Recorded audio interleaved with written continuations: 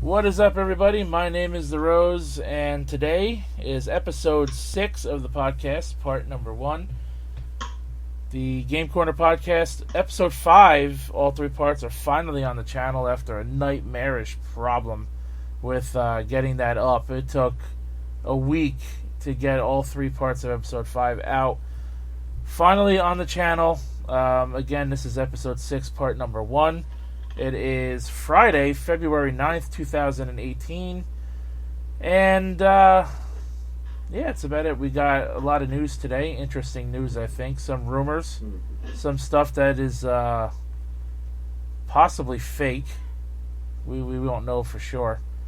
But before we begin, follow me on Facebook and Twitter and Twitch. Also, subscribe to the YouTube channel for more of the Game Corner podcast, as well as other gaming videos throughout the week.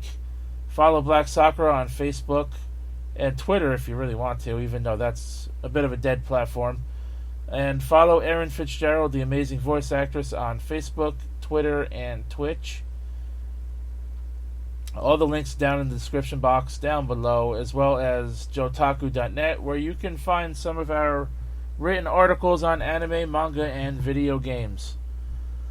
So before we begin, you have anything interesting that you did throughout the week that you want to shoot shit about? Not particularly. Honestly, I've had a pretty slow week this week. Like, I've spent most of it just kind of laying around. Today, I got a package from Amazon containing 4 or 5 games, which was good. Oh, what did you get? One Piece Pirate Warriors 3, J-Star's Victory Versus, let me look. Digimon Cyber Sleuth, Digimon World Next Order, and Okami HD. I also have an outstanding order for Undernight and Birth, which will be here on Monday. I played Okami HD on the PS3. I never finished it because I got bored with it. But I think Okami is one of those games where it's like you either love it or you hate it, and it's really easy to be like, oh, this is kind of repetitive. Yeah, I think that's how I felt, because I bought it. It was only like $5. I bought it on sale. And I bought it digitally, obviously. And I played it for about a week, and then I got bored of it and never went back to it. That's fair. Certainly not going to buy the remaster on the PS4. I imagine... I was going to say, I imagine that's the one you bought. Yeah, because I like to have my games on disc whenever I can. And when I saw that this game was like $20, I was like, okay, I'll buy it. I don't care. Yeah, I'm the same way, dude. If it's on a disc, I'd rather have it on a disc. Exactly. But I do have something to talk about today before we start. And you ever notice how you usually have a story and I'm the one that's always bitching about something? Yeah. Well, I'm going to bitch again about something that happened today. So earlier this morning, we were talking in a Funko Pop group that I'm in. There is a Funko Pop. It is a very nice Batman Funko Pop, and I'm not a Batman fan, but I want it because it's really nice. It's a emerald green chrome Batman Funko Pop. Oh, that sounds neat. It's exclusive to a convention called Emerald City Comic Con, which is in Seattle, Washington, which is the first 4 days of March. Okay. And I know I'm not going to get this, but I did ask in the group, I said, is there anyone possibly going to this convention can pick me one up? You know, I have PayPal ready. You know, that means I'll be able to pay for it when you buy it. Yeah. And 3 people clicked the fucking laughing emoji, like laughing at me for like asking a retarded question or something. And then 3 people decided to comment underneath my post, underneath my comment, basically all saying the same exact thing. Basically, they're talking to me like I'm a fucking moron and I'm retarded and I don't understand how conventions work. Which is absolute bullshit, because even though I've never been to one of those major conventions, I never said it was easy to get into one of those things, let alone actually get one of those pops. Because the Batman pop is limited to 1,500. They only made 1,500 of them, and that's it. Then it's gone. But then there are assholes on eBay that are already listing this thing as if they already know they're getting one. when they go to the convention. It's a $15 Funko Pop, and these people are listing this thing on eBay already for $600. Fucking what? That's fucked. That's a 4,000% profit. And that's insane. What I want to see all these dumb motherfuckers end up having to cancel these orders and end up owing back money to these dumb fucks that are actually buying this on eBay for those kinds of prices, because they themselves weren't actually able to get one to sell on eBay to begin with. Because you know how eBay works. Even if you buy something that says pre-sale, you know, when someone buys something, you get your money pretty much right away. Yeah. After eBay takes their cut. And so now, what if you listed this thing for $600, knowing some dumb shit's going to buy it? You get your money immediately. You're obviously going to go blow that money on something else. Now, what if you go to that convention, you actually don't get a Batman Funko Pop? Meanwhile, you already had one sold almost a month before the convention even started to even get it. And now you owe that person $600. Yeah, that's fucked. I find, personally, the markup that people put on eBay is ridiculous. Both, like, I understand that, like, with Amazon and eBay, there is some regulation that goes on. Not much. Now, not much, but there's enough. And, like, okay, I'll give you a few personal examples. So, Persona 5 comes out. Now, I might have expressed this on the podcast before, but I've been a fan of Persona since I was about 12 years old. Which is not a good age to get into Persona, by the way. You should probably be a little bit older. I was going to say, like maybe 14, 15? Yeah, 14 or 15 is probably. Anyway, so I was like 12 years old, and I had just gotten into Persona 3. And recently, when Persona 5 dropped last year in April, it's been almost a year and I still haven't finished it.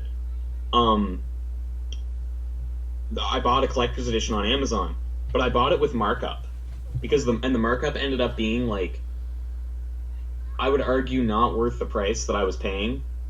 Like, the items in the thing, it was like, I want to say I paid $300 for this collector's edition that was $200, so I paid $100 in markup, plus shipping and handling. And the only benefits that I got were that I actually ended up securing a collector's edition because my GameStop had none in stock. Now, I'll explain why I did this in a moment. But, so yeah, they didn't have any in stock at GameStop. So I go out and I buy this for $100 in markup. But I found that the items that I got weren't really worth it. Like, I kept the collector's edition because I find that returning things via Amazon or eBay is a huge pain in the ass. Oh, yeah, it is.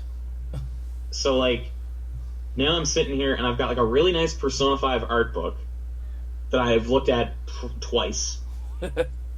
I've got a soundtrack that I can't listen to because I don't have a CD player anymore. I've got a plush of the character Morgana, who is the worst character in the game. That I can't, like, I've tried to display it on top of my TV with my other figurines. Like, I've got a Noelle from BlazBlue, and then I've got, like, a little stand thing that's got a bunch of Chibi Toho characters. I don't know what the fuck it is. It's like some kind of ornament thing. So I was going to display the plush alongside that, but it's not stable enough to sit upright on its own. Like, my TV's big enough that I can set stuff on it. Right. But anyway, so the reason I ended up buying it was because, if you want to talk about fucking just dramatic irony, I'd been working for security for a long ass time. I had paid off my apartment, like my fucking $1,000 to move into this apartment, and had a bit of money left over. So I was like, okay, I can go out and buy Persona 5 tomorrow when I get paid. So I looked online and I was like, okay, cool, they still have a couple of collector's editions in stock.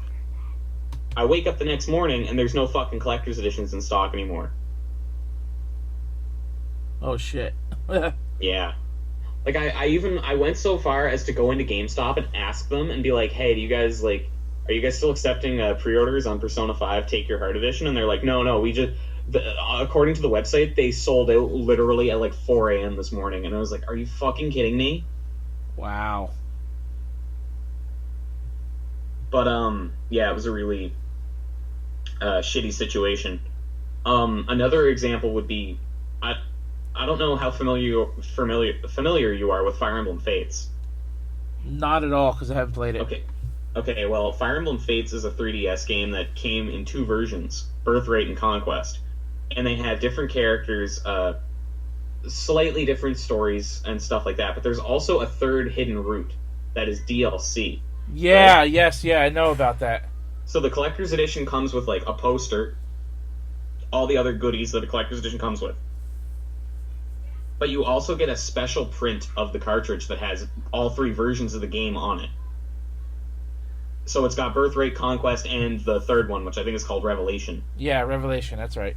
Sounds about right. And if I'm inaccurate for our listeners, in case anyone wants to probe me on this, it's either it definitely comes with the 2 on it, with Birthright and Conquest. It either comes with Revelation on it as well, or it comes with the download code for Revelation so that you don't have to pay for it.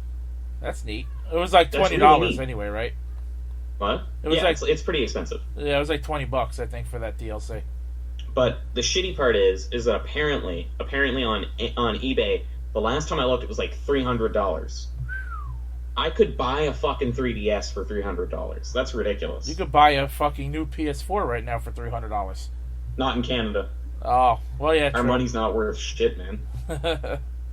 Minimum wage is going up in April, though. So, I mean,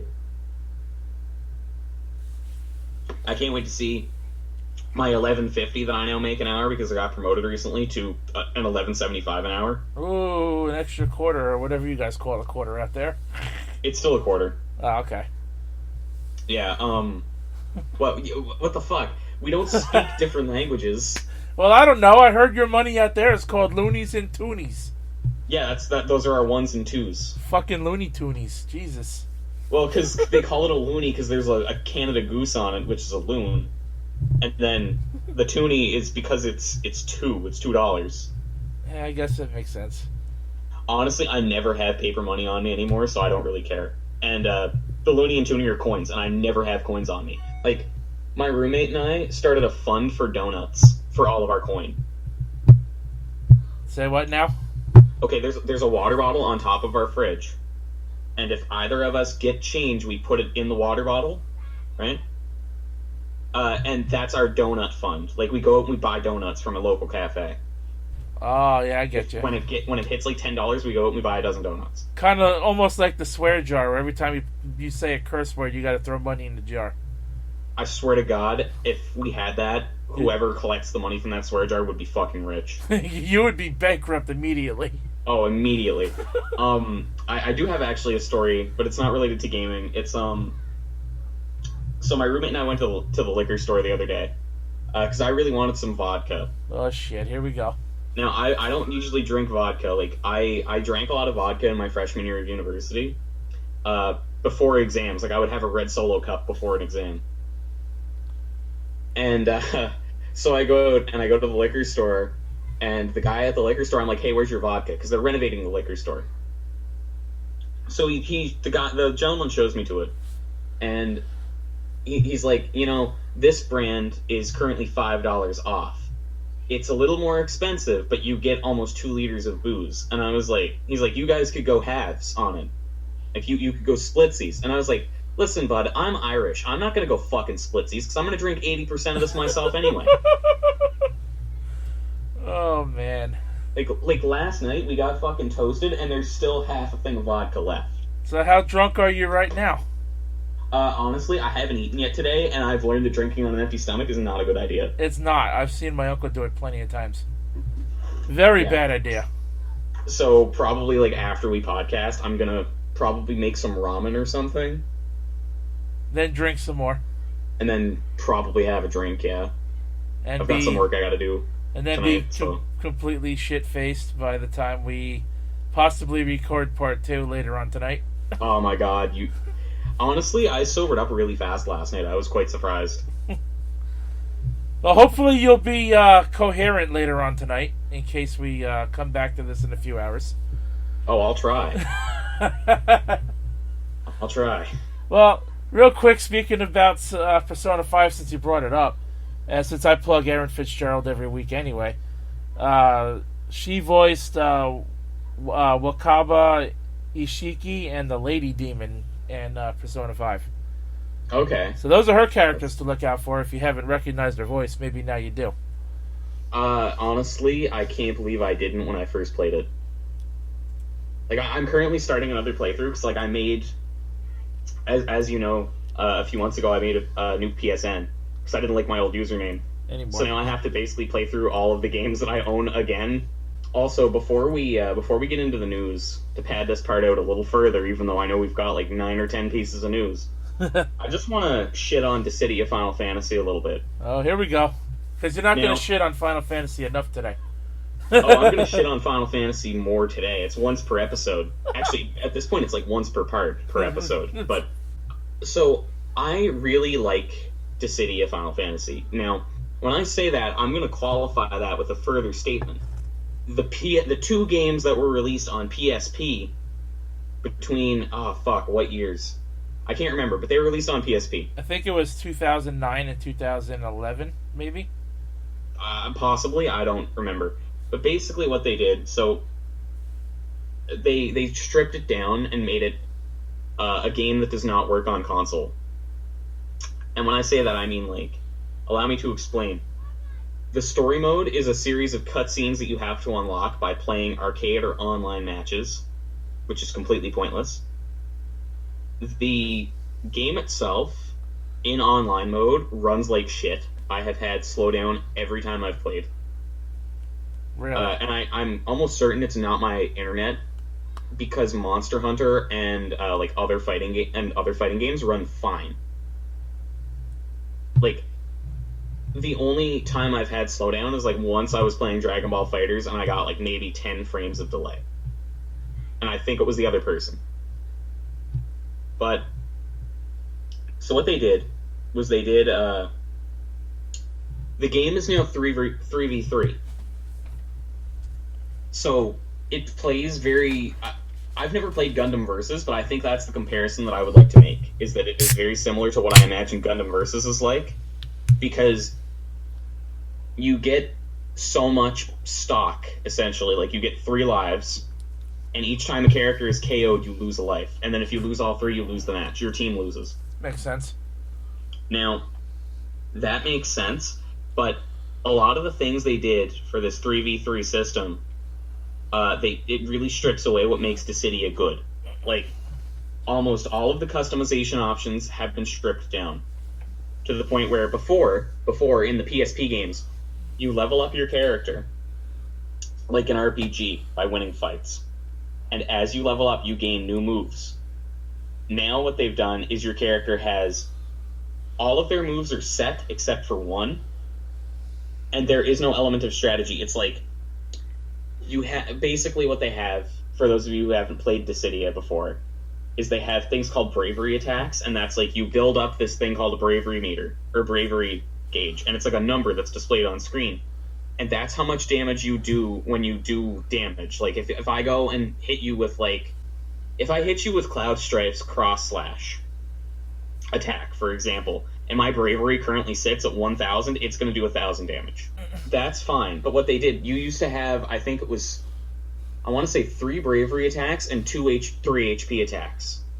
Now you have slightly more bravery attacks, but you can't change them out. So you have, I think it's back and forward and then neutral. And then you have aerial, back, forward, and neutral for bravery. But then you only have 1 HP attack. Now before you used to have, I think it's 3 for ground and air, and you could customize them basically however you wanted. Now you can only stock 1. So it's like if I'm playing as Cloud, for example, I can either choose Cross Slash or I can choose Meteor Rain, which is a ranged attack. Now, not only does that strip away a lot of the customization, it also strips away a lot of the fun and a lot of the strategy. Yeah, because you have less moves to work with. You have fewer moves to work with, and I know I talked about this in Dragon Ball FighterZ, but like if you're a skilled enough player, you can find ways to chain moves together. That is not the case in Dissidia. It really does not feel like it is the case in Dissidia at all. So there's that. They kind of neutered the roster a little bit, but that's fine because like it's a 3D game. Like it's not. I mean, so was the original, but they had to upscale it and do all this other shit. So like, right, better graphics and everything. I can kind of understand it. You know what I mean? And it doesn't feel good to play, especially because what they do is there's no option for one-on-one. Summons break the game because what happens is they have like a summoning core pop up. You attack it, and your summon gauge goes up. And then when your summon gauge is full, you summon like Bahamut or Alexander or Ifrit or Shiva. But basically, what happens is they're a screen nuke that more or less will win a match for you if you can do it. The animation takes too long because it's like a 15 or 20 second animation. It makes the battlefield almost impossible to see in most cases, and it's overpowered. Now, I think that these things would be remedied. I think these are all problems that come from the fact that Dissidia at its core was the Dissidia that this is based off of was an arcade game, and that it should be patched heavily to meet the demands of a console market. With that said, if I was going to recommend that you buy Dissidia, the answer is don't buy Dissidia. Go buy Dragon Ball or Gundam Versus. Like if you really want like group matches like that, go buy like J-Star's Victory Versus or Gundam Versus, depending on what your interests are. Because Dissidia at its current state is, quote, a waste of your fucking money to the point where you might as well go out and throw your money in a fire pit and burn it for warmth. Or just wipe your ass with it. One of the two. Or wipe your ass with it. Man, could you imagine if we were wealthy enough to wipe our asses with money? Yeah, right? We never had to buy toilet paper. I don't know if you know this, but Canadian money is no longer paper, it's plastic. It's really? Like this plastic that is basically indestructible. Oh, that would certainly be useful here, considering how people in America don't know how to handle money. Yeah, it's pretty... I've been to America, I know what you're talking about, but like... Yeah, so Canadian money is basically just like this plastic kind of material, and it's hard to rip. So imagine wiping your ass with that. Oh. It feel real good. Sarcastically. Yeah, I kind of like how your complaint about the city has started to turn into a mini review. Yeah, because it's just... Well, because at first I was like, maybe I should just complain about it. And then I was like, you know what? No, people shouldn't buy Dissidia right now in its current state. I think that you would be better off buying any other fighting game on the market, to the point where Marvel vs. Capcom Infinite is probably a better game than Dissidia. Oh, God, and that game's fucking terrible already. Yeah, that's my fucking point. That's my point, just proven. Like, okay. The only interesting thing they did to the Dissidia formula, I might as well keep going on about this for another minute or two just to pad things out, but what they did was they gave each character a unique skill and a unique mechanic. So what happens, for example, is like you're playing as let's say you're playing as Squall from Final Fantasy VIII. If you hit an enemy with a bravery attack and you press, I think it's the bravery button again at the right time. You know how in Final Fantasy VIII you can make it so that Squall always gets a critical hit if you time it perfectly? Right. That's the same thing. If you time it right, you do extra damage. That's kind of like how the Mario games did it too. The Mario RPGs. If you timed it right, you got an extra attack. It's really neat. Like, that's really cool. And then the character Ultimisia gets faster, like from Final Fantasy VIII. I believe she gets faster and more powerful the more consecutive hits she does. So like all of her attacks are these really good ranged like charge attacks that do multiple hits. So after you build up enough hits, you enter a state where I think you get buffed. Then you can use her other special skill, which is like it has greater range and more damage the higher your level is for the other thing. It's really neat. It's a really cool mechanic. It's just a shame the rest of the game fucking sucks. Like, Jesus, man. I have not played a more disappointing game this year thus far. Well, I mean, we're not that Dissidia, like, if they don't patch it properly, Dissidia might end up on my most disappointing games list at the end of the year. Well, I mean, we're not that deep into the year yet, so I could see some games being pretty shitty for you. Oh, yeah, I remember, I mean, it's kind of like that, and I gotta be honest, I don't really have high hopes for SNK Heroines. Quite honestly, I think that's going to be a dead fighter, to be honest. Oh, yeah, definitely. I hope it's not dead on arrival, because I would like to at least try it a couple of times and see how, like, their online is and stuff like that. But it looks more like a party game. Because they introduce, like, items and all this other stuff, and it's like, you guys were the best at just, you know, I'm gonna get my 2 guys, you get your 2 guys, let's beat the shit out of each other. Like, SNK and ArcSys are, like, the undisputed masters of the fighting game. But from what I've seen of SNK Heroines, it's just like, I'm gonna get it. I'm gonna buy it. Because I'm a fucking horrible hypocrite, and, you know, I'm a slave to the brands that I like. Like, I am the 21st century schizoid man. But, oh, I just realized I'm the only person who's gonna get that reference. But, yeah. So, like, I'm gonna buy it, but I don't have high hopes for it.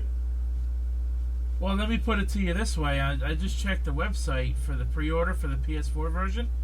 Uh-huh. And you know how most collector's editions, the pre-orders sell out, like, literally within hours or within, like, the first week? Yeah, but they're published by Nippon Ichi, aren't they? Yeah. Well, the one thing I've noticed about Nippon Ichi is that they actually managed to keep their collector's editions in stock for a long time, either by virtue of the fact that they're not particularly good collector's editions, no offense to Nippon Ichi, because I do like some of the stuff they package and publish, or what happens is, like, they order a lot of them, to the point where I think there's still Grand Kingdom collector's editions on their website. And Grand Kingdom's fucking old. Yeah, actually, that was one of the free games for this month. Yeah, I actually got it. It's pretty good. Yeah, I'm going to download that. I was reminded today on Twitter. But anyway, so I was looking at the website, and I just looked at the Switch port and the PS4 ports for the Collector's Edition. Yeah. Now, even Nippon Ichi games, their Collector's Editions sell out, like, at least within a month. This one has been up for probably about that amount of time already. And this one looks like nobody at all has pre-ordered any of these Collector's Editions. On their website, they give you, like, a stock amount, kind of, like, what's it at right now, the percentage? It says anywhere from 76 to 100% left on both. Holy fuck. That's why that's part of the reason I decided not to pre-order the Collector's Edition right now, because I think it's going to be a dead fighter. I don't think people are going to buy this game right away. I think it's going to be one of those games people are just going to pick up on sale, based on these numbers right now. I'm kind of sad to hear that. Like, I know I've kind of given it a bit of shit by saying, like, it's a party game, that's what it looks like, but, like, that's really upsetting to me, because that means that SNK stands to lose money. And if SNK stands to lose money, then they might, you know, be in financially dire straits again. I mean, at its core, it's still a fighting game, and fighting games are great, especially, you know, 2D ones. Yeah. I don't know. I still think I'm going to pick it up at launch. I just don't know if I'm going to buy a collector's edition or not. I mean, at this rate, you could probably still buy a collector's edition at launch. But honestly, yeah, but they don't ship cheaply to Canada. Like, if I'm buying an $80 collector's edition, I'm actually spending 120 Canadian dollars. Well, this one's already 120 US, so you're looking at almost 150 Canadian already. Probably more with shipping. Because I know the Danganronpa ones are super expensive.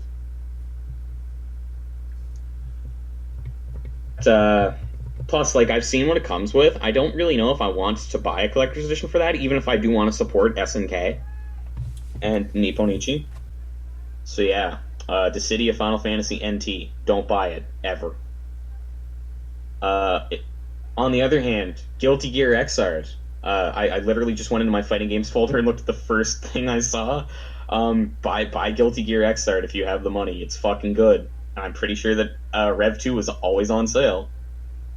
As an aside, with regard to this month's PlayStation Plus games, while I wait for Rose to get back.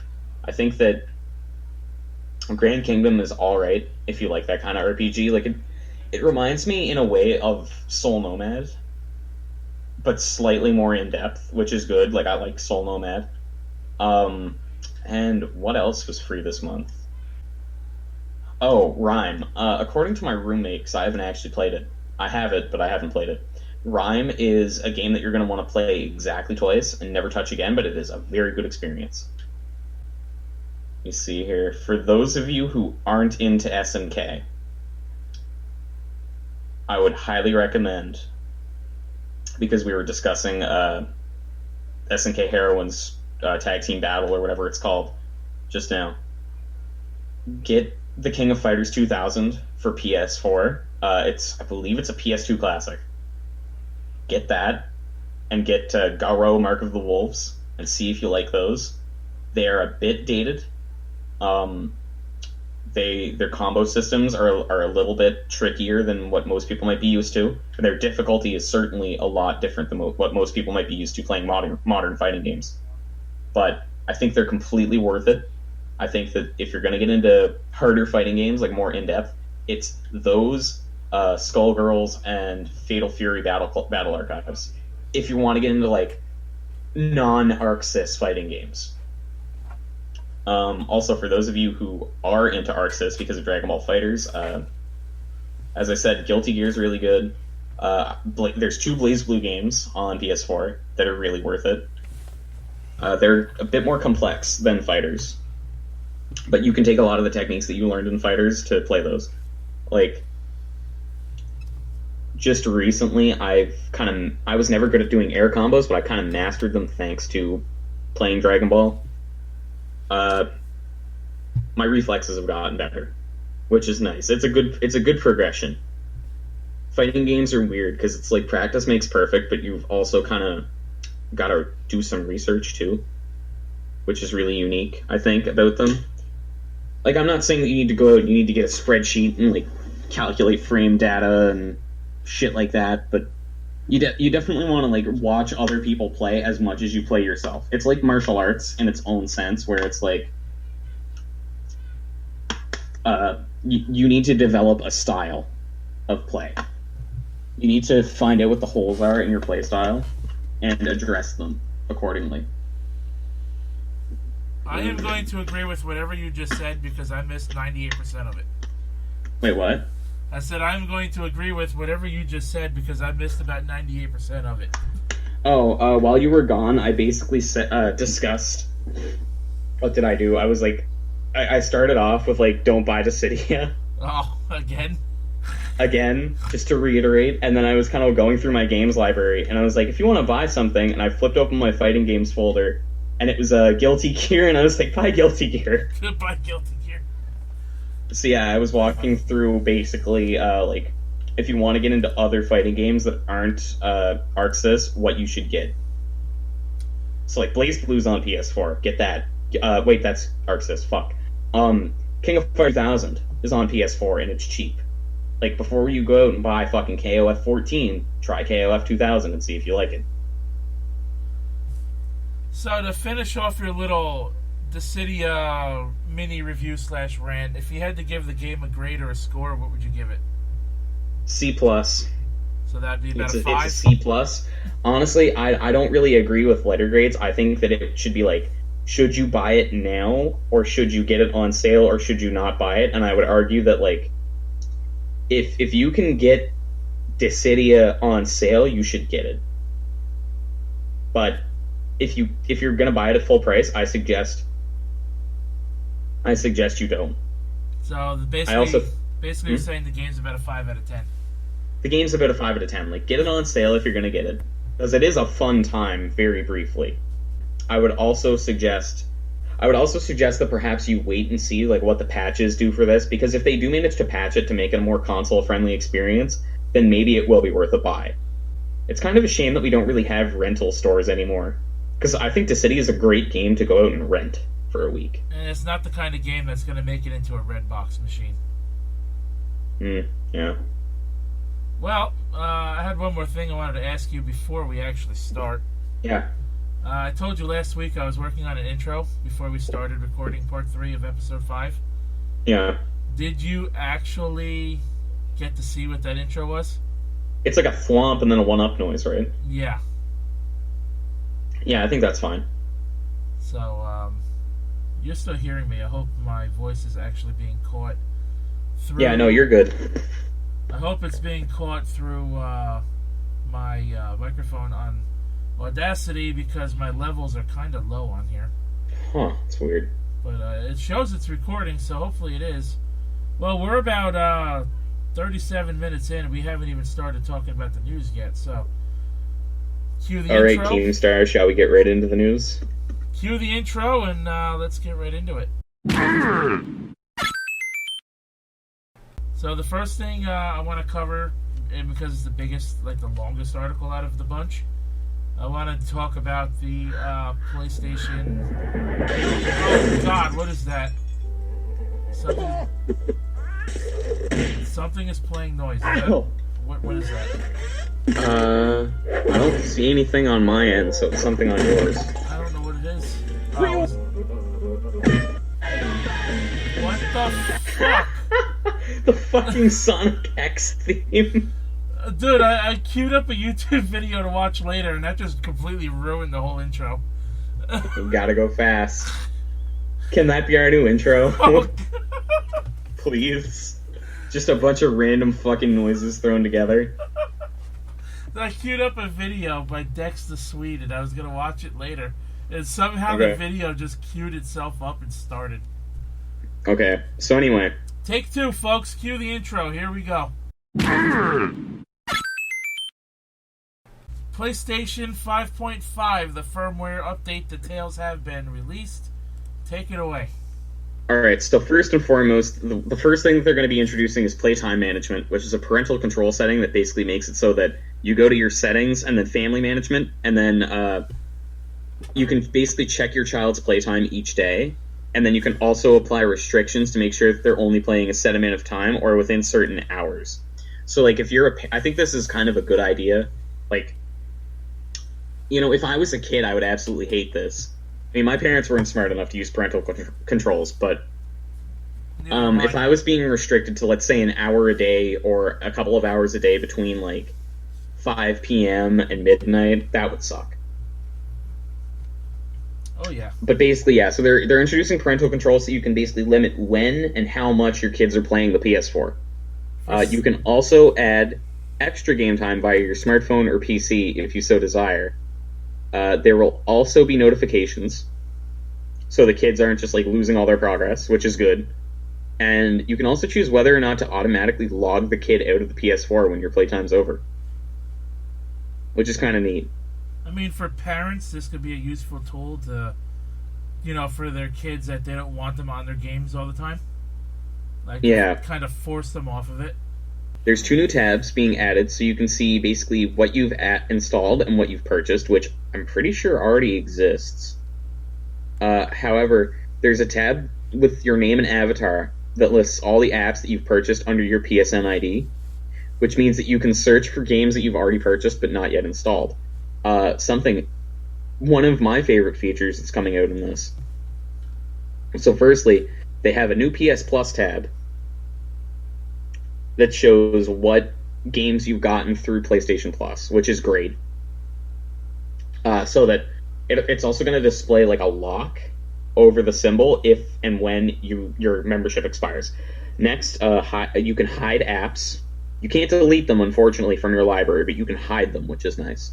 Because I gotta be honest, I used to play a lot of betas, and I'm really fucking tired of seeing all the betas that are no longer listed on the PlayStation Store in my library. Well, that's why I just fucking delete them all when they're done. Yeah, but they're still in your purchased items. Right, but I ignore that section, for the most part. Oh, that's fair. Let's see, you can also now access certain friends via, like, your quick menu under the Friends tab, by seeing, like, who's currently online and things like that. You can also access certain music shortcuts, like if you're using Spotify, you can use Square to adjust volume control. Or if you're on Media Player or the USB Music Player, Triangle is a shortcut for play and pause, and Square is still volume control. You can now listen to your favorite tracks while streaming games on PlayStation Now. This pisses me off, but continue. It says here, what? I said this pisses me off, but continue. No, why is that? Let's talk about it. This annoys the shit out of me because this was a function on the PS3 that I used a lot. I listened to background music while I played games, mostly like arcade games and racing games, stuff like that. Sometimes an RPG when I'm not listening to the story part. Yeah. See, I never found it worked. It did work. It worked really well, actually. Now, I don't know if this is the function you can do with Spotify to play PS4 games and listen to music in the background. But I don't want to have to pay $10 a month for Spotify if that's the case. They made it work on the PS3. Why don't they just make that a console thing? Like it was? Yeah, like it says that you can play. It says here, just keep in mind that similar to when playing games on your PS4, background music may not always be available. You can also now delete old notifications, which is cool. I thought that was something we could already You can put do. custom wallpapers on your PS4 screen. You can also customize tournament teams with a team logo or background that you import from a USB stick, which is kind of interesting. But it's under events and then teams and then select your team and then edit team profile. Now, I've never been a part of a tournament team. I have no intention of doing so, but I think that if it's not limited, I may end up doing that for the people in Black Sakura who have Monster Hunter. Or Dragon Ball. Or Dragon Ball, or any of that stuff. Or both. Like games that we could play together, basically. Yeah. And finally, PlayStation 4 Pro now has Super Sampling Mode, which enables those with HD TVs to enjoy an enhanced visual experience when playing certain games. It says here that games will render in higher resolution when connected to a 4K TV. Or games that render to a higher resolution will downscale to match the HD TV, allowing PS4 owners to leverage the benefits of an image clarity boost even if they don't own a 4K TV. It says here that certain games also have benefits, but this new mode can enhance the experience for those games that don't already have the feature. Because PlayStation 4 Pro's added power and modes benefit different games in different ways, please note that certain games' image clarity may not improve. I don't care. Exactly. I really don't. I think that on the whole, a lot of these updates are either things that I'm sure certain people would like. For example, the tournaments page thing, background music, quick menu enhancements, or things that I think should have already been there at launch. Like the library updates, like the being able to hide stuff like that, and playtime management are things that I feel should have already been on the PS4 to begin with. Right, and because the PS3, like I said, had some of those features. The Xbox One and the Nintendo Switch already have some of those features. And Nintendo's usually the one that's always behind. Yeah. Why have they not done this already? Yeah, it's fucking dumb. Quite honestly, those are some features that should have been added a long time ago. Yeah, I find that that's kind of the problem with the PS4, and that's why I'm kind of, personally, a little bit annoyed. If they're going to drop the PS5 in the next 2 years, I'm going to be really pissed off, because I feel like the PS4 doesn't have a lot of features that it should. And that just, to me, that's almost like they cheaped out. They're just like, we're not going to deal with that now. I don't know how to feel about that. I mean, I'm glad it's finally here, but it should have been a while ago. That should have been a while ago added. But, so that's that. Let's, I'll have you take the reins on this Borderlands 3 one, too, because that's a bit of a beefy article as well. So it says here that apparently Borderlands 3 could release prior to March 2019. So apparently it's been 4 years since the last Borderlands game. And that it says here, signs pointing to Borderlands can be found in a recent press release from Borderlands publisher 2K Games' parent company Take-Two. Following the delay of another hotly anticipated game, which is Red Dead 2, which I cannot wait for. And it says here that basically part of the press release says that they want to launch, quote, a highly anticipated new title from one of 2K's biggest franchises. Now, obviously there's a lot of speculation, because it's been said that Gearbox has been hard at work with this for about 2 years now, to the point where 90% of the studio staff has been allocated to working on it. But it's quite possible that there are other games that they might be working on. It's just unlikely. Right.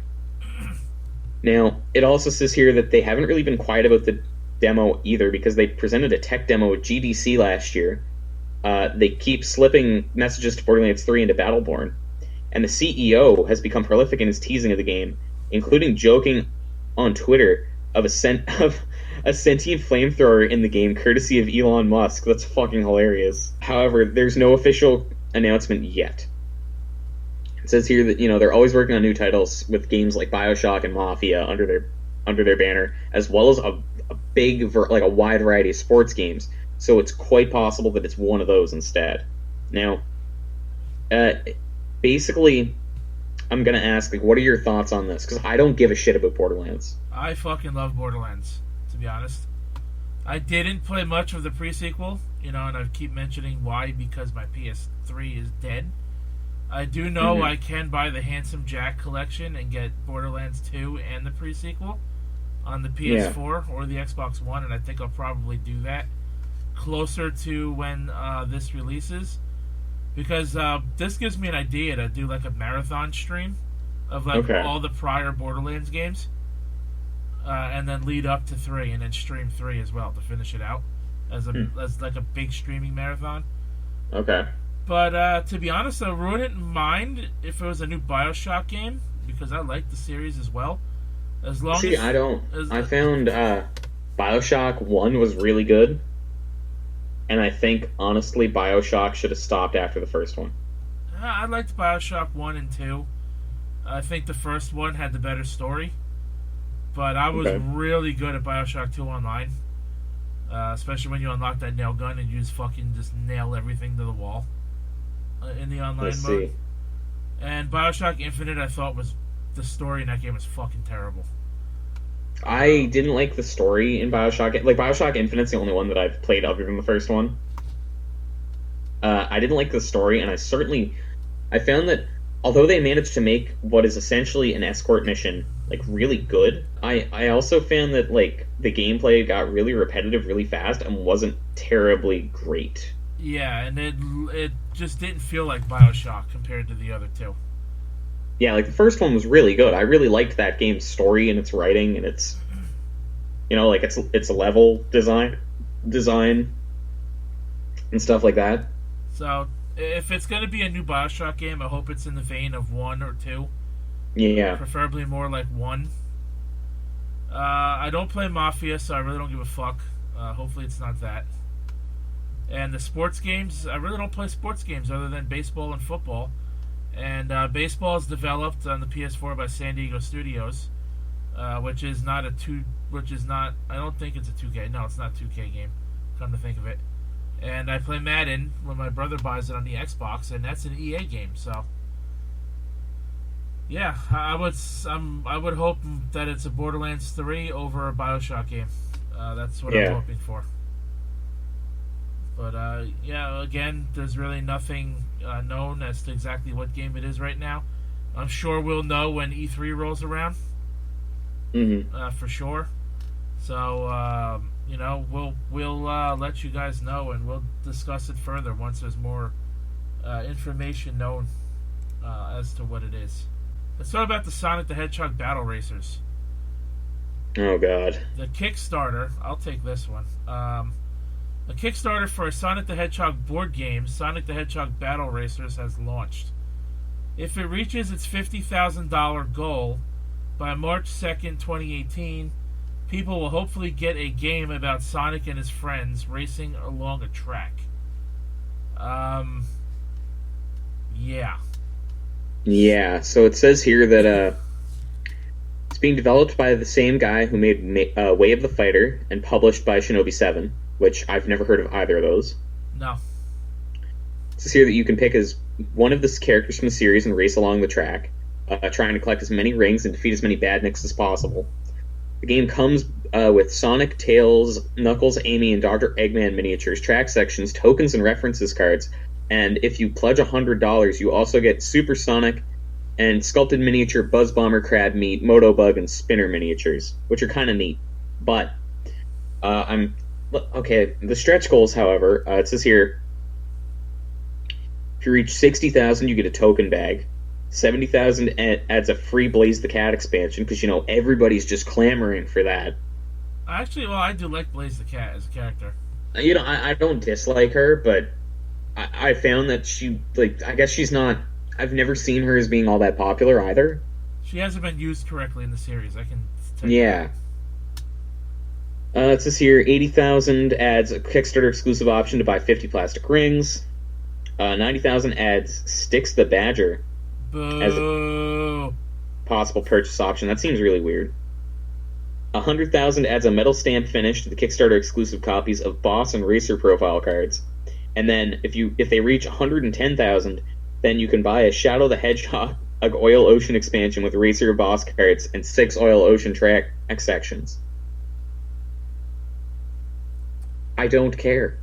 If fully funded, the Sonic the Hedgehog Battle Racers game Super Pledge reward has a tentative October 2018 release window. Yeah, there's no fucks given.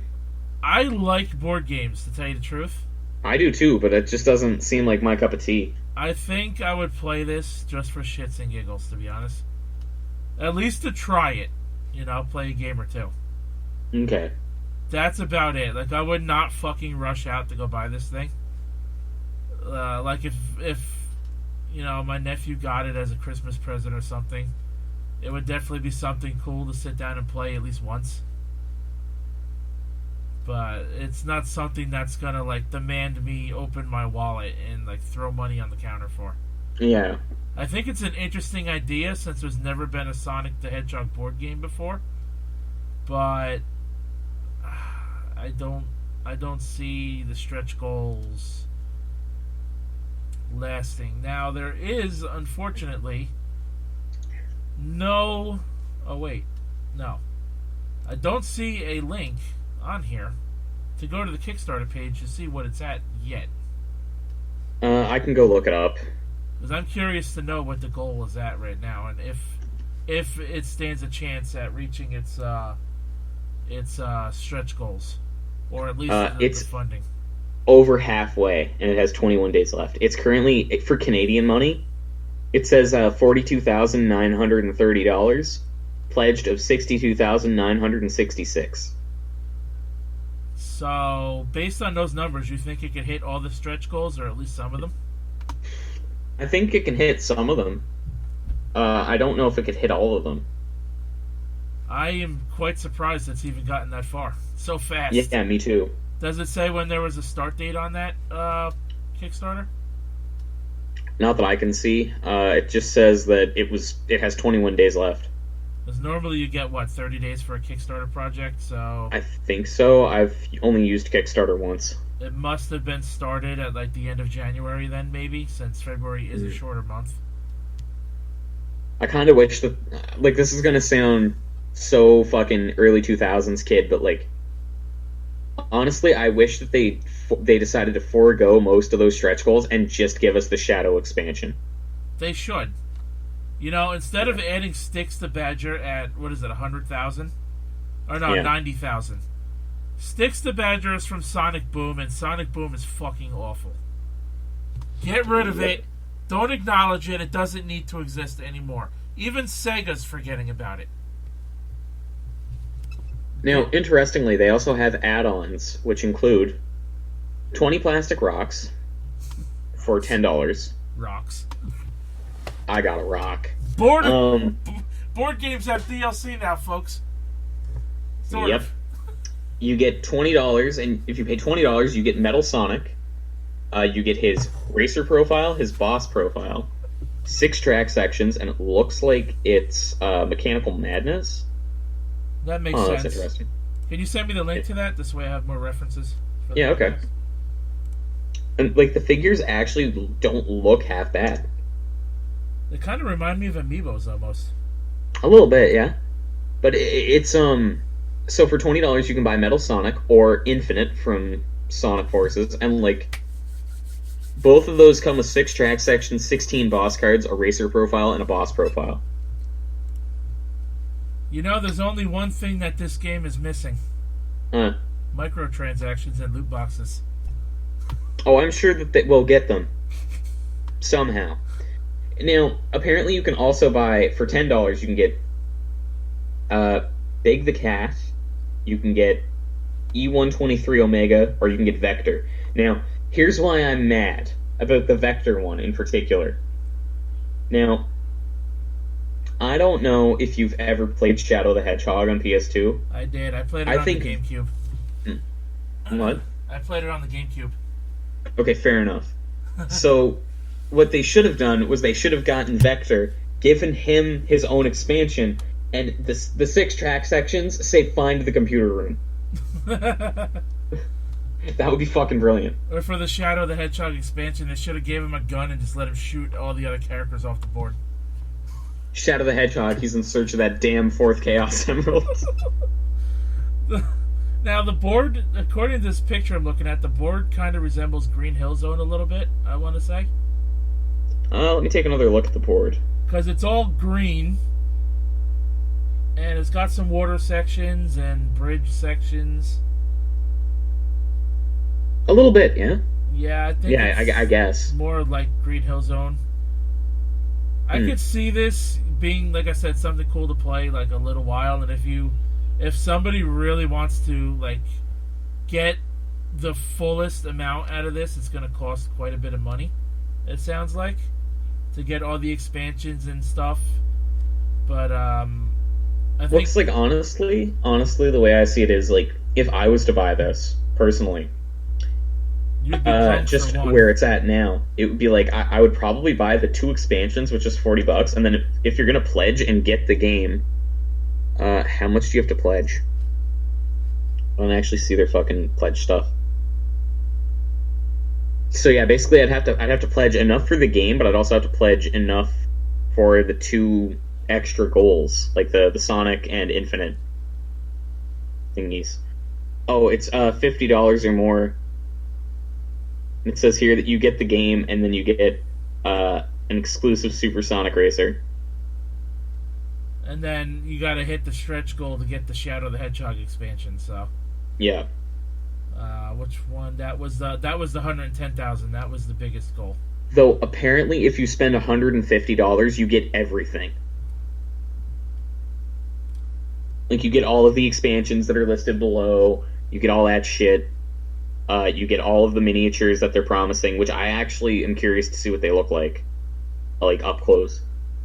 So basically, I added the stretch goals. If this was me running this, get rid of the tote bag. You don't need it. Get rid of the Sticks the Badger thing because fuck Sonic Boom. You don't need it. Get rid of it. Kickstarter exclusive option to buy the plastic rings. Kind of don't need it because they're probably going to make that some kind of microtransaction add-on thing anyway. I could see that happening. And I don't really think you really need the metal stamp shit for the Kickstarter exclusive copies. Get rid of that. No. Really, I think they should lower the goal for the Shadow the Hedgehog thing and get rid of half of the other shit. Because you really don't need it. And like I said, I mean, anybody, you would have to take this really seriously to like want to get this and get all the stuff that comes with it. That would be a little pricey, but I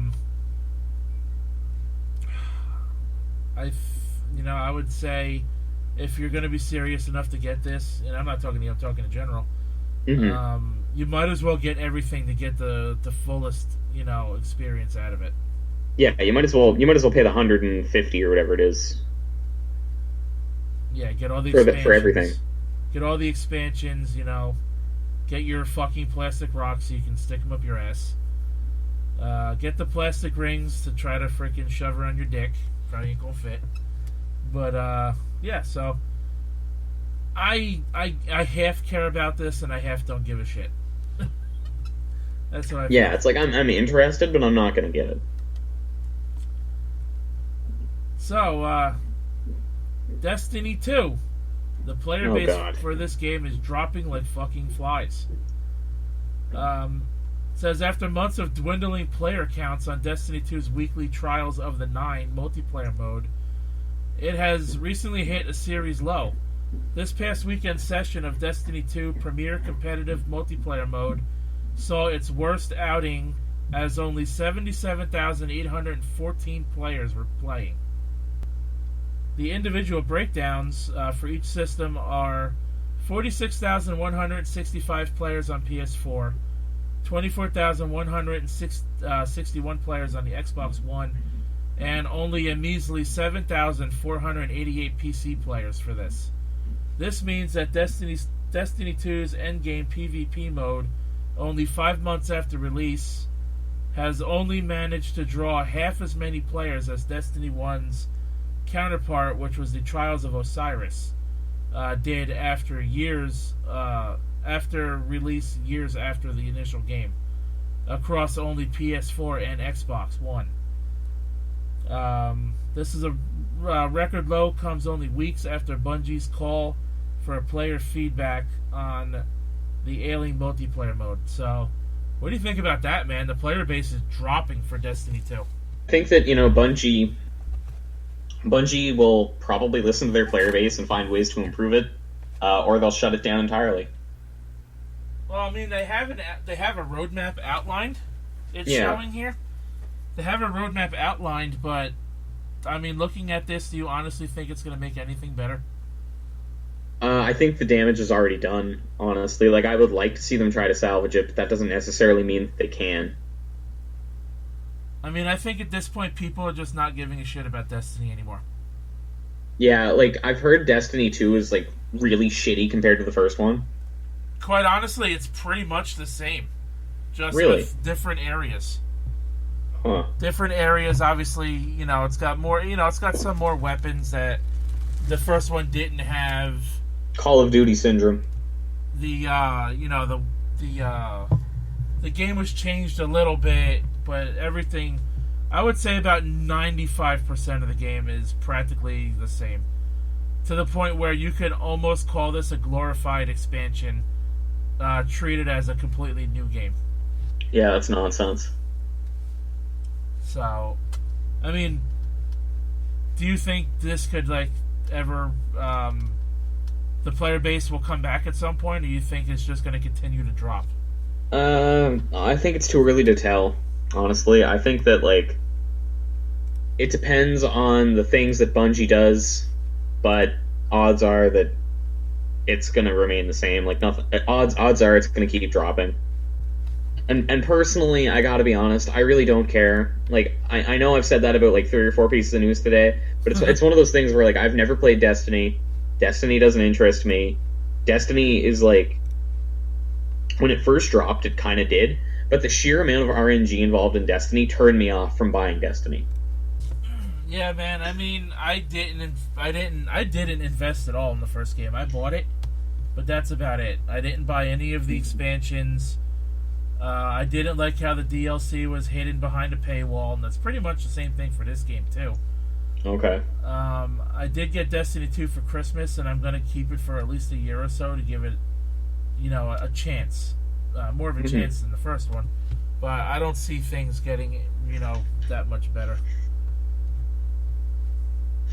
But, so, moving on. Dragon's Crown is finally got a release date. Finally. May 15th, 2018. Atlas has revealed the release date for the PlayStation 4 version of Dragon's Crown Pro, which is the remastered version. Heading to the system May 15th, 2018. It will be $50 in the US and $65 in Canada. Huh. Okay. In addition to the release date, Atlas has updated the game's official website. It now offers people the option to email Valentine's Day cards featuring Dragon's Crown Pro characters. There are 2 possible cards for each of the 6 characters. And, then of course, Dragon's Crown is immediately available for PlayStation 3 and PlayStation Vita. Obviously, because that came out about 6 years ago. It's that old? Yeah, wow. It's pretty old. So I personally really enjoyed Dragon's Crown. I personally don't care much for beat 'em ups. I love beat 'em ups. Love them. I really don't. I prefer, like, we've discussed that I own mostly fighting games and RPGs. However, I really enjoy Dragon's Crown. I've heard that Odin Sphere is really good, and I believe they also, the company, like, not Atlas, but the development team that worked on this also did Muramasa, and Muramasa's fucking fun. Yeah, so, like, the Vita version, I have that one, actually. Muramasa it's really Rebirth. good. Yeah, it is very good. But, like, yeah, so I'm sorry, I was eating some sunflower seeds because I haven't eaten today. But yeah, I'm excited for it, and I kind of want to get, like, the collector's edition, because I know some people are really up in arms about the art in Dragon's Crown and how, like, lewd it is, but at the end of the day, I think it's really nice art, even if it is kind of lewd. Like, they put a lot of care into everything they did. And not to drag up some controversy, but, like, the developer famously said, like, I based this on old school fantasy stories, and in old school fantasy stories, women are busty and men are muscular. And it's absurd, but, like, that's how I did it. That's how we did it. You know, Erin actually wrote a article blog on her website when Dragon's Crown was released. Okay, what were her thoughts on it? I don't remember because it's been so long since I've read it. But she was she was talking about, like, the controversy, you know, on the busty women and how much cleavage was shown of the sorceress character, which is actually Erin's character in that game. And she had a picture, you know, to coincide with it, and she basically, you know, agreed with the developer. You know, women want to be busty, let them be. It's not bothering I seem to recall someone saying that, like, at its core, every person wants to look good. Like, although you might say, like, oh, it's objectifying, or it's this, or it's that, which is a completely different argument, because I'm not going to get into politics. That's a whole different thing. But, like, at its core, nobody wants to look bad. Like, nobody wants to be fat or have acne or any of that stuff. Like, if you do, then what the hell's wrong with you? Like, I think that it's a completely different thing to say, like, I am the way that I am, and be proud of yourself. But I guess what I'm saying is, like, I was a chubby kid, and I never liked it, if that makes any sense. And, like, most people that I know are more insecure the fact that they don't look this way, and it's part of the problem is beauty standards, and part of the problem is, like, their own personality, I guess, or their own insecurity, which is unfortunate. Well, see, with me, I did it to myself, so I automatically accept it. Yeah, I'm a fat, lazy shit. I don't care. But, yeah, man, I mean, in this day and age, when you have all these fucking feminists and snowflakes out there who just go fucking up in arms about everything, I can see somebody complaining about, you know, the cleavage and shit that's going to be in this game. Because that's the reason why Dead or Alive Extreme 3 was banned from the U.S. Honestly, I think that if you want to be a creepy weeb and jerk off to Dead or Alive, go ahead. I mean, we've all done it once. We got the first two, and there was no problem. All of a sudden, the third one comes out, people get all up in arms about fictional anime-style looking girls in bikinis with big bouncy tits, and the game doesn't come out in the U.S. because of all the freaking bitching that freaking these people do. That's complete nonsense. I think that, like, it's really unfortunate that people treat fictional characters like that. Like, what I mean is, I don't really care how the character is designed, other than the fact that, you know, I'm 19 years old, I've got a pretty active libido, whatever. Right? Not to sound lewd, but, like, I think it's very realistic to say that as a man, you're probably going to jerk off to it at least once. At least once. But I think that it's unfortunate that people on both sides of the argument can't separate reality and fiction. It's like, who gives a shit if this fictional woman's tits are, like, E-cups? Who cares? Yeah, right? They're fictional. They're not real people. Yeah. Is it fucking bothering you? Seriously? It's like, if that bothers you, then why doesn't pornography bother you? Exactly, you know? Like, why doesn't actual pornography where women actually look like that, except, I would argue, worse, because of certain factors. Why doesn't that bother you? So I think it's a really interesting. It's almost like a double standard in that regard. But yeah, I just think that like let people decide on their own. If they don't like it, they don't like it, and if they do, they do. Exactly. Give everybody the choice. Just because a few people fucking cry and complain about it doesn't mean that should ruin it for the people that do enjoy it. Yeah, like I'm surprised. I'm honestly quite surprised that we have gotten Bayonetta and that it is as popular as it is, because now I'm going to argue a point here a little bit, and it's that the same women who are upset about the women in Dead or Alive who are portrayed as powerful but in charge of their own sexuality for the most part, except in the extreme games, I guess, are probably the same women who think that Bayonetta is a good role model, because Bayonetta is very in charge of her sexuality and very dominant. Now, I like Bayonetta, and I think that Bayonetta is a really interesting character, and I think that with regard to Bayonetta, like I think it was Kamiya himself, like the guy behind Platinum, famously said, like, if you're gonna draw porn of Bayonetta, stop making her submissive.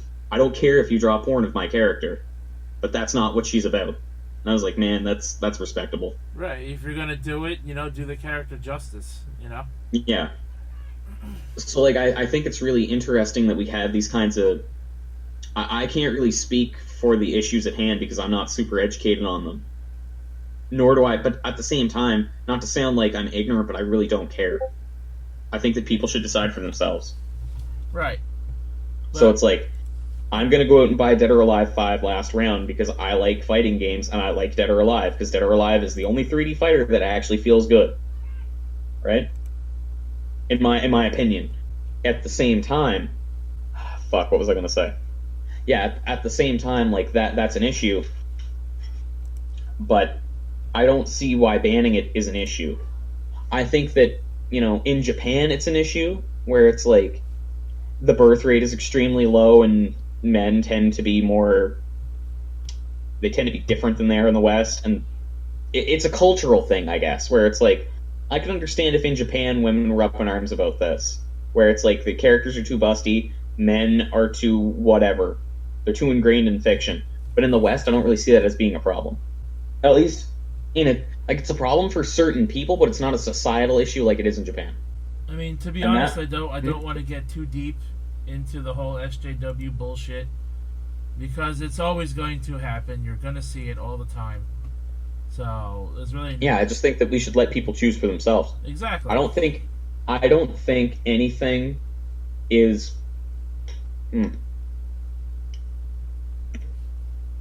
I don't think it's inherently harmful, if that makes any sense. Like, there are definitely things that you can look at and you can say, like, that's bad. But I think that more often than not, it's because the majority of people will see it and they will take away something that is bad. Like, if you play Bayonetta and you're aroused by that, then the game has proven its point. That women should be more in charge of their own sexuality because men enjoy it. Or, whereas... in contrast, if you're playing fucking Wife Beater Simulator 2017, Wife Beater Simulator 2017 is inherently harmful, right? Like, nobody's going to argue for that. So yeah, with these debates, I think that making these broad sweeping assumptions that, like, for example, playing Dragon's Crown is bad because some of the characters have really big titties. And yes, I did just say titties. Just because the sorceress is extremely busty and finds herself in some really lewd positions isn't necessarily all that harmful, I don't think. I'm not going to argue that it's empowering either, but I think that it should be up to the person who's playing the game to make that decision. Like, who are you to tell other people that they're inherently oppressed or inherently harmed by something's existence? Anyway, that's been me with my opinion, which is probably going to be considered ignorant to some people. Well, to get off the topic of SJWs before we get completely buried by any of them who might catch wind of this. Cross Tag Battle, BlazBlue. Arc System Works recently had a stream in which they confirmed that the game will have English dubs. And personally, this is kind of a big deal because I know in the last game, or the last two games, they didn't want to put the English in the game. I think it was for cost-cutting reasons or something like that. I don't remember. Yeah, like BlazBlue. I believe the last two BlazBlue games, to my knowledge, I think it's the last two. If not, it's if it's not the last two, then it's definitely Central Fiction, which is the last one, and Guilty Gear Xrd. All of those have not had dubs by virtue of their cost-cutting reasons. So apparently, they must have been making enough money to be able to put the English cast back into the game. Well, I think that, speaking kind of a little personally about this, is that Dragon Ball really helped. Oh yeah, They made bank with Dragon Ball. Yeah, so Dragon Ball really helped, and the fact that I'm gonna be honest, Ruby, because Ruby is in this, the Rooster Teeth series, I feel that it would be a bad idea not to have the dub cast from Ruby, because that's what most people that are familiar with that series are used to. Right. I think it would be a little weird. Maybe not I don't want to say it would be an issue per se, but I think it might be a little weird if you're a fan of Ruby and you pick it up and it's it's all in Japanese. That's kind of weird. But I know that in the last couple of years, Koei Tecmo's been doing the same thing. Yeah. Where it's when you buy Dynasty Warriors, it's all in Japanese. Or Chinese. You get your English subtitles and your English menus, but the dub is Japanese. Although Fire Emblem Warriors, thank God, was in English. Isn't Hyrule Warriors also in English? Yes. Okay. So yeah, to wrap this discussion up real quick, no further information about the English cast is known right now. However, they showed gameplay of Ruby speaking English and the character Weiss speaking Japanese.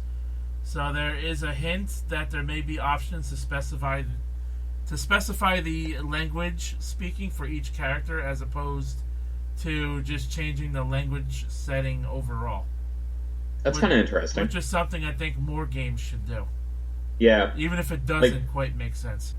This is going to sound kind of weird, but personally, I prefer most of the dubcast to Dragon Ball, but I can't get over Greg airs his Frieza. That's not Greg. That's his brother, Chris. No, Chris is the one. Isn't Chris the one who has the lung problems, and that's why he couldn't voice Frieza? Yes, but he did Frieza before he went into hospital for that. Okay, no, that can't be right. I gotta look that up. No, that's Chris. It's Chris Ayers. It's his brother. Because I know it's one of them. I'm just confused because basically whichever one that it is doesn't sound right to me by virtue of the fact that they're a different voice actor than what I'm used to.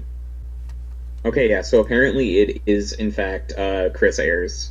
Believe me, I know my voice actors. Yeah. So. Yeah, man. I don't hate Japanese voice acting, but me neither. But I think that certain dubs really by virtue of, I think it's trying to sync up with lip flaps. Honestly, they're the one in Dragon Ball. Have you seen Rosé's English and his freaking lip syncing? It's terrible. Oh yeah, it's really bad. I don't know if it's by virtue of lip sync or if it's by virtue of having directors who don't know what they're doing. But certain games that I've played where there are English dubs, people don't know how to pronounce Japanese names. I was watching Assassination Classroom the other day with my roommates, and they don't know how to pronounce Karasuma. They pronounce it Karasuma. Karasuma? Which is wrong. And it's weird to me, because when you do a dub, more often than not, from what little I know of the dubbing industry, because you know Aaron, so you could probably speak about this more than I could, but don't they have the original Japanese clip for reference before you go to record? I think it depends on the studio, to be honest. Oh, fair. I think it depends on the studio and the ADR directors that are directing the voice actors. Yeah, that's fair. I think that's unfortunate, but that makes sense. Erin told me that a lot of the time she goes in and she doesn't even know what character she's voicing until she steps in the booth. That's fucking hilarious. That's really unfortunate, but I think that's kind of funny. For some characters, especially ones with smaller roles, Mm-hmm. She has told me that they often don't know what they're getting themselves into. They don't really know, who they're auditioning for, and if they manage to get the role. She also has not known what character she actually is until a game will come out and her fans point it out to her. Wow. Like for her, I forgot what game she it was last year or in 2016. Somebody asked her about it, and she had said, I think it was on her fan page, that oftentimes she doesn't even get to see what her character looks like until the game comes out or the anime or cartoon comes out, whatever she's. That's super weird. So, like, you don't, like, how do you go into this not knowing shit about your character and you're just voice acting lines? Meanwhile, I think if you know who your character is, especially if that character has an accent, you can, as a voice actor, like, go in with a mindset of how the character should sound, and then they can direct you from there. Yeah, like, or oh get my into God. the personality. I'm trying to think of an example, but I think that, part of that should be, like, if it's something that is already in Japanese, maybe you should do a bit of research first if you have the time, but I also know voice actors are very busy, so that might not be realistic. Yeah, some of them hop from, role to role out, whereas some of them, they'll go a few months before they get another character role. Yeah, like I remember reading somewhere that Liam O'Brien and Sam Riegel, they used to have this podcast. I don't know if they still do. It's called All Work and No Play. I think I've heard of it, actually. It's really good. It's worth listening to. But the reason they started podcasting was because they didn't have enough free time to do fun stuff. So they were like, we're going to do a podcast where we're going to try to do one fun thing a week, and then we're going to talk about it. Right. Because they were always busy. Like, that's how they got involved with Critical Role, with, like, Matt Mercer. That's how they got, fuck. Actually, I think, I think that's the beginnings of Critical Role for them, for example. Was through that podcast. But, I think that it's really unfortunate that voice actors aren't given all the information that they might need to succeed. Right, like, I think if they go in at least getting to know what their character's about, even if they don't get to see who their character is, I think as long as they should be told the character's personality, whether or not the character has an accent or a speech impediment, like a lisp, or something, you can, like, mentally prepare, to become that character in the acting. But unfortunately, it doesn't always work out that way, from what I've been told. Like, the way I'm picturing it is like,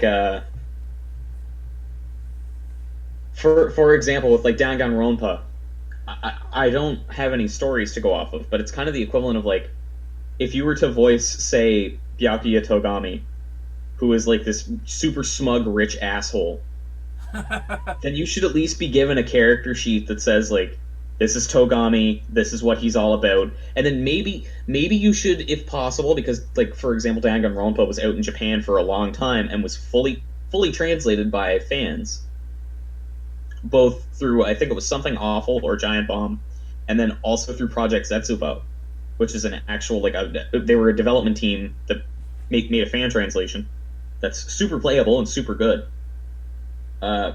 Not to shit on Nisa, by the way, but, like, their translation is leagues better than the Nisa one. Oh, Nippon Ichi's not perfect with translations, but at least they fucking tried. That's true. They tried, but they didn't do as well, I think. But anyway, so you should at least be given, like, that, and maybe, like, an expression sheet so that like, hey, this is what the character is going to look like when this line is delivered. I mean, that's... So that you can kind of get the inflection down right as well. Right. I mean, you should be able to see, your character, see their expressions, get to know their personality so you have a mindset going in, and then the ADR directors can direct you further, Yeah. This way they'll already know if you're going in the right direction of what they're looking for or not. I think, personally, the way they do it makes it harder on everybody. Yeah.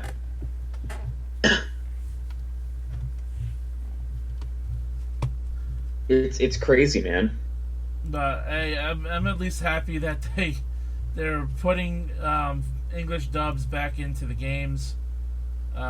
Personally, I don't call them English dubs in games because I believe that should be strictly an anime term, but it's whatever. I guess it depends on because you're dubbing it over from its original language into English. Yeah. So I guess for games like that are originally Japanese in nature, like BlazBlue or Dynasty Warriors, then calling it an English dub is okay. So there was a LinkedIn leak earlier this week, and a YouTuber named Doctor81, who has 7.5 thousand subscribers, uploaded a video on February 6th, which was Tuesday, showing an image of Bandai Namco Singapore studio, mentioning that they are working on an unannounced IP project, first-person adventure game for the Nintendo Switch. They are also behind the works of Ace Combat 7 VR, aircraft dogfighting action simulator for the PS4 and PSVR, and Ridge Racer 8 for the Nintendo Switch as well. Now it is highly suggested right now, and I use suggested loosely because it is a rumor, that the unannounced game Bandai Namco is developing for the Switch is Metroid Prime 4. Alright, well, regarding that, are you still there? Because you cut out for a second. Yeah, I'm there. Okay, cool. Well, personally, I think that it's possible. I hope that it's true. But I also think that it's a rumor, and it's quite possible that that's not the case and that people are reading into it too much. I was also personally rather surprised to hear that Ridge Racer, and I know I mentioned this before the podcast as well, but I was surprised to hear that Ridge Racer was on Switch because, to my knowledge, traditionally Ridge Racer was on PlayStation consoles mostly. Like I know we had like Ridge Racer 64, but I was always under the impression that it was like mostly a Sony property. For the most part, yeah. And there actually hasn't been a Ridge Racer game since Unbounded, which came out in 2011. I want to say it was. So it's like 7 years now since the last one. Huh. So it's a welcomed return for Ridge Racer. And I really like the soundtracks in Ridge Racer 3 and 4. They're really good. Personally, I never played them. I played Ridge Racer 64. I played a little bit of Ridge Racer 7 because my dad rented it from a video store that is no longer in the area where we used to live, unfortunately. And I played the demo a lot for the first Ridge Racer on the original PlayStation. Okay. Other than that, I have really no experience with Ridge Racer games. Yeah, I've never played any. I just know the OSTs. But do you think this entire LinkedIn post could be a farce? Or do you think it can just be a farce that they are working on Metroid Prime 4? Because the Metroid Prime series is the only first-person shooter game that really Nintendo has. That's true, but it could also be a new IP entirely. Like, we don't know. Right, it could be as well. That's true. But this claim, this rumor, is being bolstered and backed by quite the significant kinds of sources, such as Eurogamer out there across the web. So, yeah. See, I don't usually look into rumors. I just kind of wait until they're proven true or false. Right. I mean, I don't read too deeply into them either. But yeah. I just find this fascinating because, to my knowledge, Bandai Namco did not do Metroid Prime series ever. No, not that I know of. But I think that if it is Metroid Prime 4, or whatever this unannounced game is, if it's a Bandai Namco game, I think it's going to be pretty good.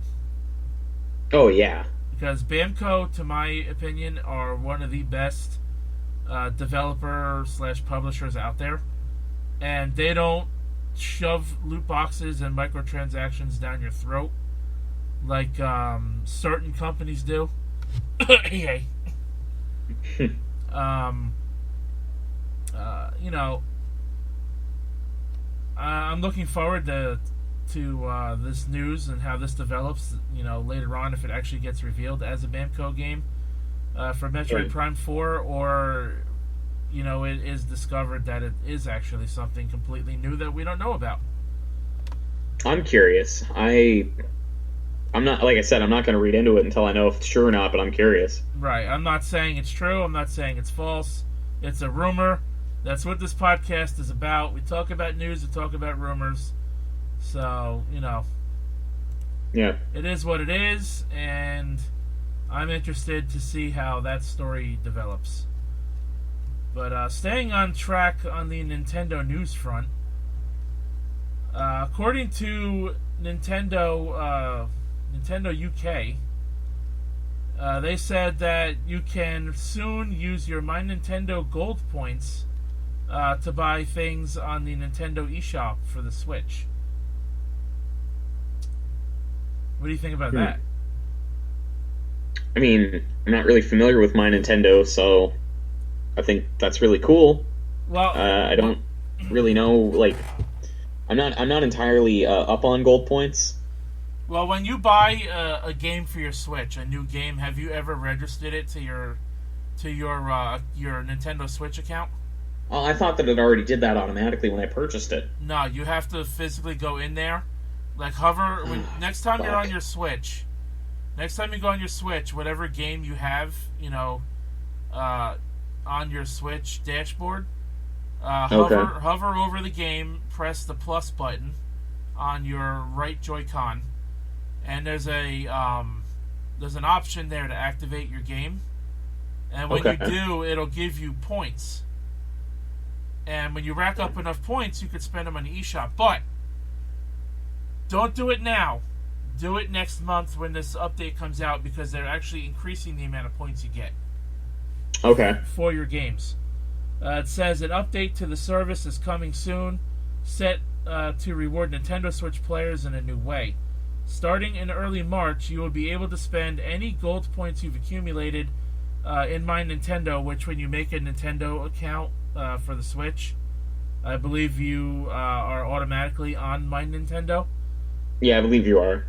When purchasing Nintendo Switch software from the eShop on your device, or even the website, you can pay the remaining balance with eShop funds or other payment methods available to the eShop. Once earned, gold points remain until the last day of the month of the following calendar year. So, for example, if you were to register your games tonight, Cipher, your points would be available until February 28th of next year. Okay, that's cool. To spend. And just to, you know, for this example, if you earned any gold points in March 2017, they will be available to you until the end of March 2018. Okay. So yeah, so that's the thing there. There's no indication on how many points equal how much money. But there was... I saw a screenshot. I don't know if it was a real screenshot or not, but somebody was saying like 60 gold coins equals 0.60 euros. Okay. But I'm not exactly sure if that was real or fake. That's not on this website. That screenshot's not on this website. Personally, I don't see this as a very big deal. Mm-hmm. Because, you know, Sony and Xbox, they have their own rewards thing where you get rewarded for getting trophies and achievements and buying stuff on the store and this and that. But you have to accumulate a certain amount of points to equal a small amount of money off. Like, you have to spend a lot more just to get $5 off. Yeah. And to use GameStop as an example, because they also have, their rewards program. I don't know if you have that in Canada. Yeah, we do. I have a platinum card. Yeah, so when you buy, out here in America, I don't know how many, what your point ratio is, but we get 20 points per dollar spent, unless you're an Elite Pro member, which is 30 points per dollar spent. But we're gonna take, my level on this, which is the Pro member, because I didn't upgrade yet, and I don't think I'm going to. For every dollar I spend at a GameStop store or a GameStop website, I get 20 points. A $5 off coupon on a brand new game costs 5,000 points. That means I would have to spend $250 to get a $5 discount on my next purchase. Huh. Okay. Do you think that's worth it? Because I don't. No, it's not. And that's not. That's what I think this service is going to boil down to as well. Yeah, it's going to be like by the time you get enough points to buy something, your points will probably be null and void anyway. They'll either be null and void, or you're going to look at yourself and say, wow, I just spent like $400 to buy a $10 eShop game, Yeah. When you could have taken that $400 and you could have bought that eShop game anyway as part of your $400. What are your thoughts on this whole situation with this new program that they're rolling out? I think it's okay. I think it's a nice little thing to do, but I also think that it's kind of pointless. Yeah, I don't really. Final Fantasy. Oh, here we go. I left it up. Oh, I left it as the main event once again. All right, let's get ready to rumble. The Pocket Edition now available for Android and Apple devices. There's a comparison to help people see the differences between the original and the PC game, the phone game. There's a launch trailer that offers side-by-side comparisons. As a reminder, Final Fantasy 15 Pocket Edition is free to start, which means you get to try the game as a demo and then decide whether or not you want to buy it. The introductory prologue and first chapter are both free. Chapter 2 and 3 are $1 each. And chapters 4 through 10 are $4 each. If you buy all the chapters at one time, it costs you $20. So if you were to buy, let's see, 4, 5, 6, 7, 8, 9, 10, that is $28 plus the chapters 2 and 3, that's another 10. So if you were to buy the chapters individually, you're going to spend $30. But one thing what they're doing here, though, if you buy them all, you're saving $10, which in a way is a decent thing. At least they're offering a bundled version for cheaper. Oh yeah. Pocket Edition is available for iOS and Android devices. Windows 10 version will launch later this year. So you already hate this game with a passion. Oh, yeah. And I think this is just going to make it worse, so go right ahead. I'll leave. The floor is yours. As you'll recall... Okay, so regarding this comparison trailer, because I want to keep this short, so that people aren't like, man, he always bitches about Final Fantasy 15. I genuinely think that before I had said, visually it looks okay. Before I was like, oh, it kind of looks like those Theatrhythm, the rhythm games for DS, right? It really doesn't. It looks like the ugliest fucking Tim Burton-esque animation that I have ever seen in my life. And the one thing Final Fantasy 15 had going for it was that it looked good. It looked good. It looked like a lived-in world. And there was not a texture out of place in my experience playing Final Fantasy 15. Now, this, however, just looks awful. Noctis looks like somebody stepped on his face. It's like, you know how, in cartoons, characters might stretch out another character's face by the cheeks? It looks like someone did that to him, and then they snapped it back. He looks like a character He looks like Hey Arnold's like Arnold from Hey Arnold's deformed kid. Like that's how he looks. He looks fucking terrible. He looks like some kind of bootleg Funko Pop shit. Yeah. You know, he looks like a Chinese Funko Pop. Coming soon, the Final Fantasy 15, the JRPG Sasuke look. But yeah, it's not. I just don't understand why this is a thing that exists. You know? I don't see the reason for it at all. Yeah, exactly.